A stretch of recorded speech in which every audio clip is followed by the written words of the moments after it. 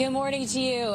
This is a little bit of a side note, but I actually started my career here in El Segundo at El Segundo TV back in the day. And so I have a pretty good amount of knowledge about this place. It's almost seen as a Mayberry, extremely safe. I mean, the police department is right there, just beyond those American flags, El Segundo High right over there. This is just seen as such an attack on this community that is quiet, that is safe. Main Street is such a small area, and so I'm going to show you a map of the businesses that were impacted. Hopefully you can kind of make out what we're showing you here. This blue line is the 6 businesses that were hit early Saturday morning. They're just, like a span of about 3 blocks. So this was one of them. This is Fantastic Cafe, which is still boarded up.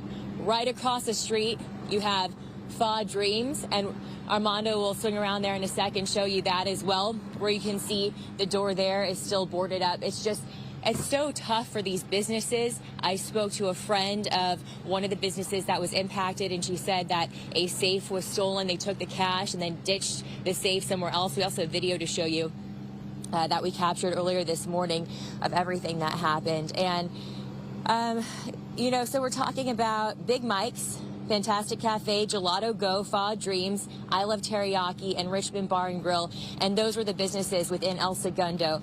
Per El Segundo police, they say this happened in the early hours of Saturday morning. The thieves were in a white BMW, according to investigators, and they are the ones believed to be connected to all of these as they hit this series of businesses. Just a smash and grab. They would go through the glass, grab what they wanted right away, and be gone within a matter of minutes. In the meantime, we're going to hear from one of the business's friends. I kind of referenced her a little bit earlier. We'll hear from her in the next hour. But for now, the mayor of El Segundo speaking out and blames Proposition 47, a ballot measure in 2014, which allows for a reduction of felonies to misdemeanors. He says that Assemblymember Al Marasucci, who represents this area, is working to combat the damage caused by that law, which they believe has resulted in an increase in crime.